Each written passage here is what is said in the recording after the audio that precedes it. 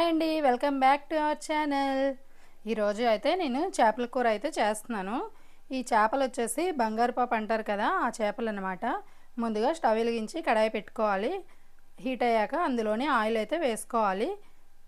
Non veg రెసిపీస్కి కొంచెం oil ఎక్కువగా ఉంటే బాగుంటుంది. ఇందులోని 1 స్పూన్ జీలకర్ర, 1 స్పూన్ ఆవాలు అయితే వేసుకోవాలి. అలాగే ఎండుమిర్చి కూడా వేసుకోవాలి. ఇవన్నీ వేసుకొని ఒక్కసారి ఫ్రై చేసుకోవాలి. చేపల కూరలో ఎండుమిర్చి వేస్తే చాలా బాగుంటుంది.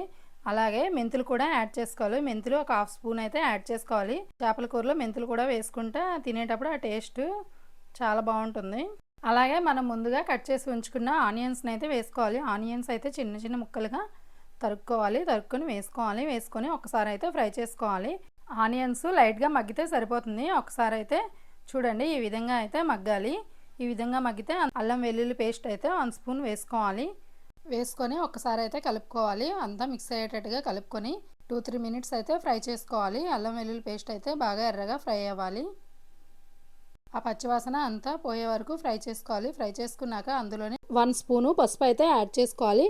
పసుపు యాడ్ చేసుకొని ఒకసారి అయితే కలుపుకోవాలి. మొత్తం కలిసేటట్టుగా అంతా కలుపుకొని అందులోని మనం ముందుగా మిక్సీ పట్టి ఉంచుకున్న టమాటా గుజ్జునైతే వేసుకోవాలి. టమాటా మిక్సీ పట్టుకొని మెత్తగా గ్రైండ్ చేసుకొని దాన్ని అయితే యాడ్ చేసుకోవాలి. 1 కప్పు ఈ టమాటా ప్యూరీ వేసుకున్నాక ఒకసారి అయితే మొత్తం కలిసేటట్టుగా కలుపుకొని అందులోని ఆయిల్ మొత్తం పైకి తేలేటట్టుగా ఫ్రై అవ్వాలి. చూడండి, ఈ విధంగా అయితే ఫ్రై అవ్వాలి. అయ్యాక అందులోని స్పూన్ అయితే సాల్ట్ అయితే యాడ్ చేసుకున్నాను. సాల్ట్ కూడా యాడ్ చేసుకొని మొత్తం ఒకసారి మిక్స్ చేసుకోవాలి. చేసుకున్నాక అందులోని 1/2 స్పూను ధనియా పౌడర్ అయితే వేసుకొని మనం ఎంతైతే కారం తినగలమో చూసుకొని దాన్ని బట్టి కారం అయితే యాడ్ చేసుకోవాలి. నేనైతే ఇక్కడ 2 టేబుల్ స్పూన్స్ కారం అయితే యాడ్ చేసుకున్నాను. మీకు సరిపడా కారం అయితే మీరు యాడ్ చేసుకోండి. చేసుకొని అంతా కలిసేటట్టుగా ఒకసారి అయితే మిక్స్ చేసుకోవాలి. చేసుకున్నాక అందులోని మనం ముందుగా శుభ్రం చేసి పెట్టుకున్న చేప ముక్కలు అయితే యాడ్ చేసుకోవాలి. చేపలను అయితే నిమ్మరసం అలాగే సాల్ట్ వేసుకొని బాగా నీట్గా వాష్ చేసుకోవాలి.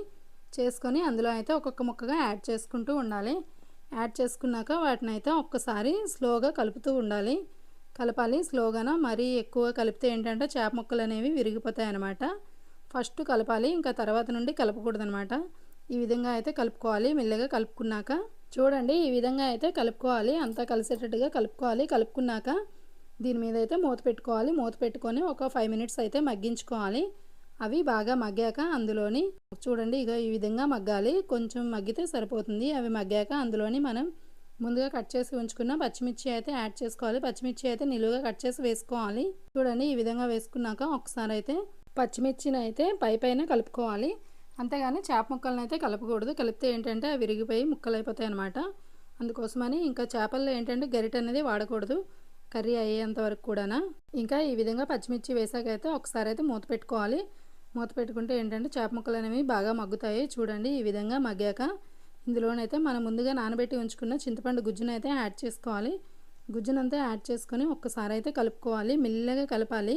అంటే అడుగు వరకు కాకుండా మెల్లగా పైన కలుపుతూ ఉండాలి. ఏంటంటే అడుగు అంటుతుంది కాబట్టి మెల్లగా కలుపుతూ ఉండాలి. అంతేగాని ఫాస్ట్గా కలపకూడదు. అంతా ఒక్కసారి కలుపుకున్నాక కరివేపాకు అయితే యాడ్ చేసుకోవాలి. కరివేపాకు ఏంటంటే స్టార్టింగ్లో వేయకుండా ఇలాగా కూర ఉడికేటప్పుడు వేస్తే ఆ ఫ్లేవర్ అనేది చాలా బాగా అనిపిస్తుంది అనమాట తినేటప్పుడు. అందుకని కరివేపాకు అనేది ఇప్పుడు యాడ్ చేసుకోవాలి. నేనైతే మా చెట్టులో ఉన్న కరివేపాకు అయితే వేశాను. మా దినేష్ని తీసుకురమ్మంటే ఒక రెమ్మ తీసుకొచ్చాడు అనమాట. ఇంకా అదే వేశాను. ఇంకా ఈ బంగారు పాప చేపలు అనేవి మేము కూడా తినడం ఇదే ఫస్ట్ టైము. నేనైతే ఎప్పుడూ తినలేదు, పిల్లలు కూడా తినలేదు. ఇదే ఫస్ట్ టైం అనమాట మేము తినడం. అయితే చాలా టేస్ట్గా వచ్చింది కూర మాత్రము. ఇంకా ఈ విధంగా అయితే కలుపుతూ ఉండాలి. గరిటె అనేది పెట్టకుండా అలా కలిపితే ఏంటంటే ముక్క బాగా ఉడుకుతుందనమాట, విరగకుండా. ఇంకా ఈ విధంగా అయితే ఉడికినప్పుడు మనం ఒకసారి అంతా మిక్స్ అయ్యాక మూత పెట్టుకోవాలి. మూత పెట్టుకుంటే ఏంటంటే బాగా ఉడుకుతుంది. చూడండి, ఒకసారి ఈ విధంగా ఉడకాలి. చూడండి, ఆయిల్ అంతా పైకి తేలింది. అసలు ఎంత బాగా కనిపిస్తుందో చూస్తుంటేనే నోరూరుతుంది. చేపల కూర అంత బాగుంది, అంత కలర్ఫుల్గా కూడా కనిపిస్తుంది.